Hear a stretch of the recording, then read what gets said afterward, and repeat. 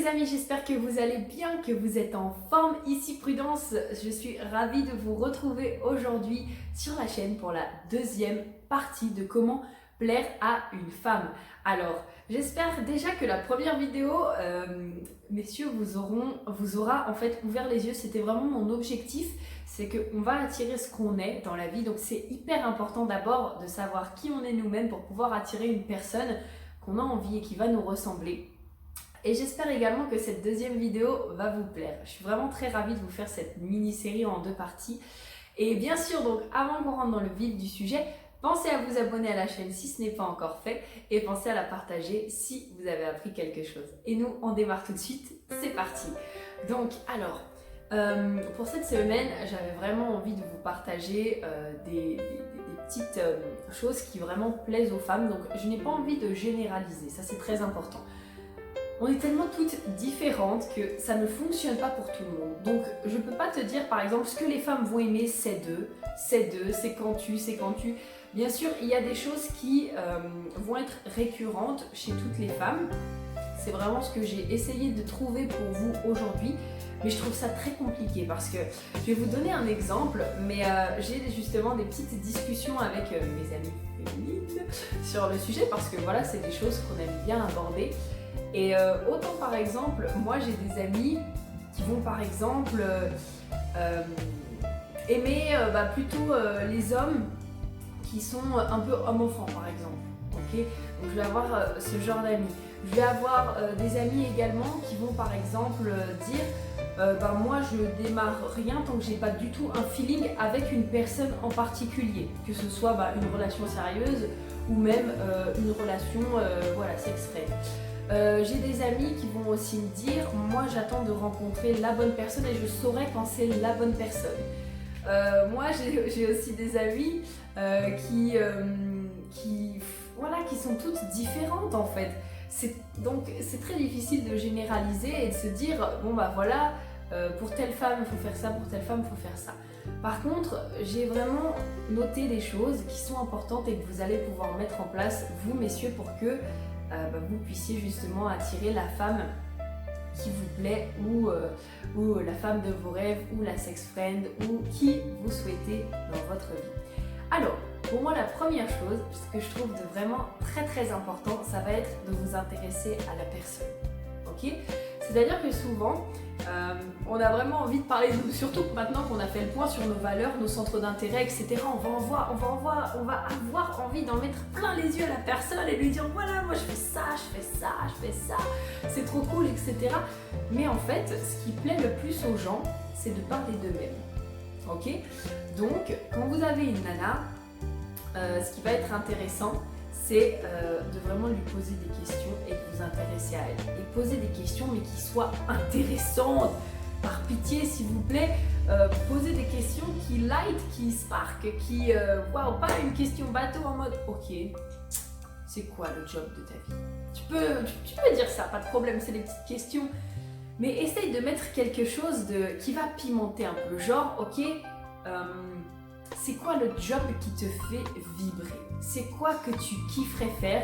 Si tu avais tout l'argent du monde, qu'est-ce que tu aimerais faire? Parce que ça va permettre à la personne aussi de réfléchir. Et ça, c'est tellement intéressant parce que la personne, tu vas pouvoir en fait mettre tout de suite une graine dans sa tête en lui disant cette personne, elle n'est pas comme tout le monde. Elle me pose des questions que personne ne m'a encore jamais posées. Là, déjà, en plus, tu vas marquer des points parce que tu vas être différent de toutes les personnes qu'elle aura déjà rencontrées. Donc prends un peu de temps peut-être pour aller te renseigner quelles sont les questions un peu intéressantes que tu peux poser qui sortent de l'ordinaire. Moi je sais qu'en ce moment j'adore dire aux gens c'est quoi qui illumine ta vie ces derniers temps. Je trouve ça merveilleux. Ou alors qu'est-ce qui aujourd'hui a fait ton bonheur? Ou alors cette question-là, si tu avais tout l'argent que tu souhaitais, quel serait le job que tu ferais gratuitement toute ta vie? Quel est ton plus grand rêve? Voilà, peu importe, mais vraiment poser des questions qui déjà vont montrer que tu t'intéresses en fait à la personne en question, puis des questions qui vont faire qu'elle va se souvenir de toi et qu'elle va vraiment se dire ah ouais putain lui, il était super. Et donc ça c'est très très important. Viendra un moment de toute façon où Tu pourras vraiment parler de toi également, mais ce qui va vraiment nous plaire aussi, c'est quand on sent un intérêt de la personne qui est en face de nous. Et surtout venant des hommes, parce que c'est vrai qu'on a tendance à penser que les hommes posent pas trop de questions, ou qu'ils s'intéressent pas trop, ou qu'ils parlent pas trop également. Donc le fait de vous sentir en fait impliqué, je vous avoue que ça nous fait super plaisir en fait. Voilà, donc on a besoin de sentir que vous êtes impliqué. Ensuite, je dirais qu'une des choses aussi qui est très importante pour une nana, si vous souhaitez justement pouvoir l'attirer et comment lui plaire, et je pense que ça c'est quelque chose de très important, ça va être de lui faire une place dans votre vie. On a eu une discussion avec une de mes très très bonnes amies la dernière fois, et on parlait du fait qu'il n'y a pas de bon moment pour faire les choses, etc. Et je lui disais que moi j'étais pas d'accord, je trouve qu'il y a quand même un bon moment pour faire les choses. Il n'y a pas l'excellent moment, c'est-à-dire que faut pas ne jamais passer à l'action en attendant le bon moment, etc. Mais pour moi, il y a des moments qui sont plus propices que d'autres. Je vais vous prendre un exemple de mon cas personnel, c'est celui que je connais le mieux. En ce moment, je suis au Portugal, je sais que l'année prochaine, je vais déménager dans un autre pays. Et en fait, je suis aussi en train de lancer mon entreprise, etc. Et je me dis, mais en fait, pour l'instant, ça sert à rien que là, tout de suite, maintenant, au Portugal, je rencontre quelqu'un parce que en fait, je m'en vais l'année prochaine et je sais que le pays dans lequel je vais aller, c'est pour construire quelque chose. Donc c'est pas impossible que je rencontre quelqu'un qui, comme par hasard, ait aussi envie d'aller au Canada, etc. Mais c'est pas quelque chose pour lequel j'ai envie de donner ni mon temps, ni ma priorité pour l'instant. En plus parce que je suis en train de faire les papiers pour pouvoir justement partir dans le pays, je suis en train de développer mon entreprise, j'ai le projet aussi qu'on est en train de développer avec Yvan, etc. Donc ça fait beaucoup de choses et pour moi c'est pas ma priorité, c'est pas le bon moment là tout de suite maintenant de rencontrer quelqu'un. Donc si toi aussi de ton côté tu sens que tu as envie de rencontrer quelqu'un, mais pour les mauvaises raisons, c'est-à-dire parce que tu as envie de combler un vide, justement parce que peut-être encore une fois tu connais pas tes passions comme j'ai expliqué dans la vidéo 1, ou que tu n'as pas envie d'être seul, ou que peu importe, tu as envie de combler quelque chose, ce ne sera pas la bonne raison pour rencontrer quelqu'un et finalement tu vas pas faire la place dans ta vie à cette personne comme tu pourrais le faire en fait si vraiment tu souhaitais rencontrer une personne pour les bonnes raisons. Donc finalement je vais faire aussi une petite parenthèse là-dessus. Qu'est-ce qu'une bonne raison? Qu'est-ce qu'une mauvaise raison? En soi une mauvaise raison c'est les raisons qui vont faire que, comme je disais juste avant, soit tu veux combler un vide, c'est-à-dire que tu n'as pas appris à vivre avec toi-même, tu t'aimes pas suffisamment par exemple et tu penses qu'en donnant de l'amour à quelqu'un d'autre ça va combler ce vide intérieur. Alors ça par exemple c'est une mauvaise raison parce que finalement ça veut dire que le jour où cette personne part, comment tu vas faire si elle part, ça veut dire que tu n'es pas complet toi-même et quand on veut attirer quelqu'un pour passer un peu, pour créer une relation avec cette personne, il faut d'abord être complet soi. Parce que la personne qu'on va attirer, elle n'est pas là pour venir nous compléter, mais elle est là vraiment pour venir nous... Elle est comme la cerise sur le gâteau en fait. Elle va juste être là pour apporter un petit plus dans notre vie. Mais elle n'est pas là pour venir faire le gâteau et tout ça en fait. Elle est vraiment là pour apporter le petit plus. Et pour ça déjà, il faut être bien avec soi-même, il faut déjà se connaître, il faut déjà savoir ce que tu aimes, etc. Une bonne raison, c'est par exemple... Voilà, j'ai envie de partager des expériences avec quelqu'un. J'ai envie d'avoir quelqu'un avec qui créer des projets. J'ai envie d'avoir quelqu'un avec qui, peu importe, je puisse avoir du bon sexe par exemple. J'ai envie d'avoir quelqu'un avec qui je vais pouvoir encore plus kiffer la vie. J'ai envie d'avoir quelqu'un avec qui... je sais pas en fait, mais juste c'est des raisons qui sont vraiment positives et qui viennent pas combler un vide. Voilà, ça c'est des bonnes raisons, ok? Donc, pour en revenir à ce que je disais, faire de la place à une personne dans sa vie, ça passe aussi donc par avoir une excellente connaissance de soi et être prêt en fait à accueillir cette personne dans sa vie. C'est un petit peu comme accueillir un bébé. Si tu accueilles un bébé dans ta vie, mais que toi tu bosses tout le temps, pour l'instant c'est pas trop ta priorité, en fait tu vas rater de le voir grandir. Tu vas pas le voir grandir et tu vas pas pouvoir lui donner tout l'amour que tu as envie, alors que peut-être si tu avais attendu 1 an ou 2 ans que ta situation se décante, peut-être que là tout se serait bien passé et là tu aurais pu vraiment profiter comme il se devait. Donc vraiment, voilà, faut que ce soit un moment où tu te sentes vraiment bien avec toi-même, etc. J'accentue ce point parce que je trouve qu'il est vraiment très important. Je vois beaucoup de personnes qui se mettent en couple justement parce qu'elles ont un vide à combler et finalement les relations sont pas... Oui, c'est des relations qui sont là pour combler quelque chose. Les gens finalement sont pas heureux, ils se prennent la tête pour pas grand chose, ils sont aussi jaloux pour pas grand chose,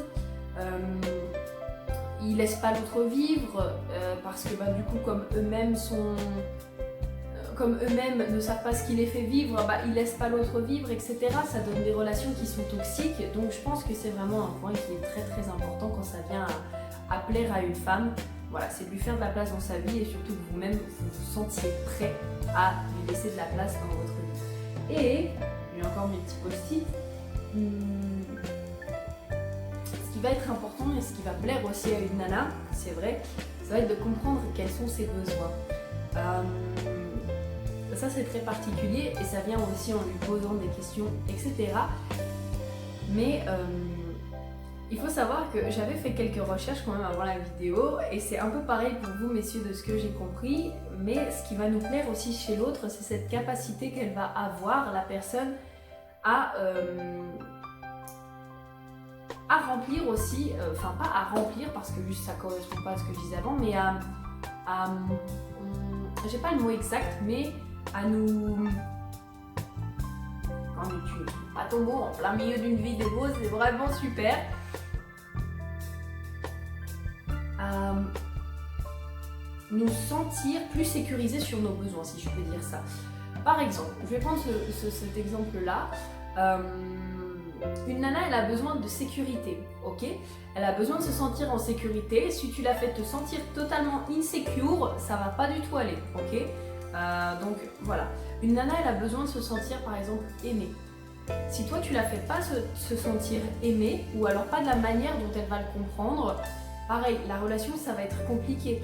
Par exemple, elle a besoin de voyager. Si toi tu es tout le temps là, à pas vouloir la laisser voyager, etc., mais elle va en avoir marre quoi. C'est pour ça aussi qu'on reparle des valeurs, mais c'est tellement ça. C'est que quand tu vas comprendre les besoins de la personne, ça va te permettre d'avoir une meilleure relation et donc de pouvoir aussi générer une relation qui peut-être durera sur le plus long terme, etc. Donc c'est vraiment très très important de faire tout ça. Donc voilà. Écoutez, moi je pense que je vous ai tout dit pour cette deuxième vidéo. J'espère vraiment que ça vous aura plu. Moi j'ai kiffé en fait de vous faire ces deux vidéos. Je trouve ça tellement super ce thème que vraiment ça me fait trop plaisir.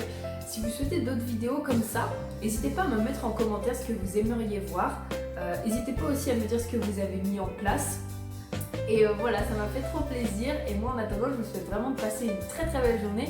Encore une fois, pensez à liker et à partager et moi je vous dis à très vite. Je vous aime et pensez une chose, je crois en vous et je sais que vous allez y arriver. Donnez-vous simplement les moyens, ok, de mettre en place ce que je vous ai dit. Vous allez voir que la personne que vous avez envie d'attirer, vous allez naturellement l'attirer. Ça, il n'y a pas de souci. Ok, vous pouvez d'ailleurs coupler ces deux vidéos avec la vidéo sur la loi de l'attraction qui est vraiment super pour vraiment vous permettre de comprendre l'ensemble. Puis également avec la vidéo sur l'énergie, parce que je trouve que c'est des vidéos qui vont vraiment ensemble. Donc voilà, je vous fais plein de bisous, je vous aime très fort et je vous dis à très vite. Bye bye, ciao.